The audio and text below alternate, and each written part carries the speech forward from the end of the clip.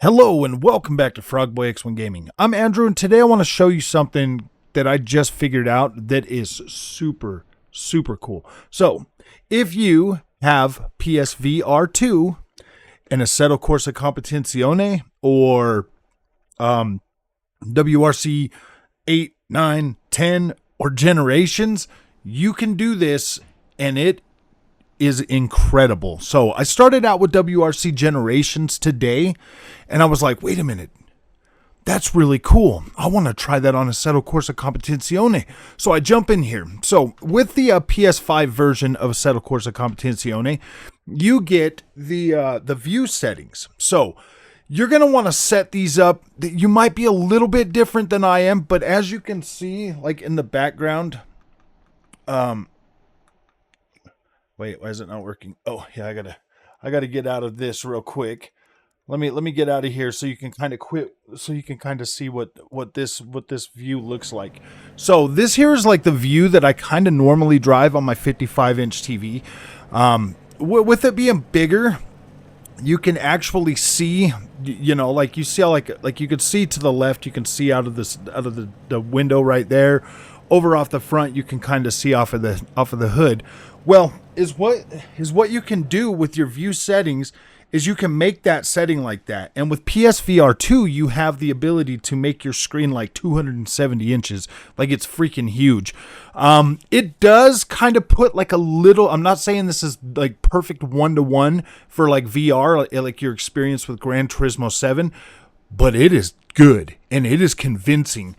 So you'll have a little bit of disconnect, you know, because of like the black borders around the big screen. So like in between you and the screen, you'll have like this black nothingness. So that's why you're going to have to set like, let's go into the view settings. So that's why you're going to have to set your distance right here. You're going to have to set that to a point that you feel comfortable with. You're going to have to set that to a comfortable spot. I found that like back here was fine. Now, this is like one of the things that you're really going to want to have when you're setting this up, like the helmet cam. So it does like the motion or whatever, like the driver moving, like the motion, like when you turn a corner, like you'll see the camera, you know, kind of move to a side or whatever. That there helps with the immersion, greatly enhances it. So you'll want your field of view about 90. I mean, like, yeah, you'll want it maxed out at 90. Like your pitch is going to control like which way you're looking. I usually have it like about right there, and then your height, you can set that higher or lower. I figured 10 for me was about perfect. It feels like when you're in the headset itself, it feels like you're right. You're right where you should be. Now, I wanted to film like a video of this so that you guys could actually see what the driving looks like, but for some reason you cannot display out when you're in the big screen mode, when you're in a cinematic mode on the PSVR 2 headset, but you still can enable 120 FPS mode in this headset too, so you can get, you know, like a more consistent frame rate. It does seem a little bit smoother that way, but this works on any game that you're going to have settings like FOV settings in driving games. This is actually pretty cool, guys. Like I'm not even lying to you. It feels incredibly immersive. And I suggest if you've got a PSVR 2 and you just want something a little bit more real feeling than Gran Turismo 7, because I love Gran Turismo 7. I think it's incredible in PSVR 2, but I'm telling you, man, like this feeling is close enough to where you can have a good time. So now let's get out of this real quick. Let me get out of this. We'll just save that.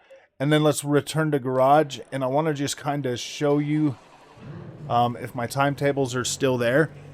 My times are still consistent with what I would normally be putting down. They're still consistent, and in some cases, I mean, like you can see, I'm still getting, you know, right around the one, you know, in the 150s or whatever. Like I'm still pretty dang consistent in my driving while in this mode. And I was like, wow, once I got in there and I got a couple laps in, it started to blow my freaking mind, because the screen is so big that when you like look over and stuff and you're still there and you're looking over, it kind of tricks your brain enough to make you feel like you're sitting in a car, like it does. It's not as perfect as being actually in VR, but you don't have to worry about motion sickness this way at all either.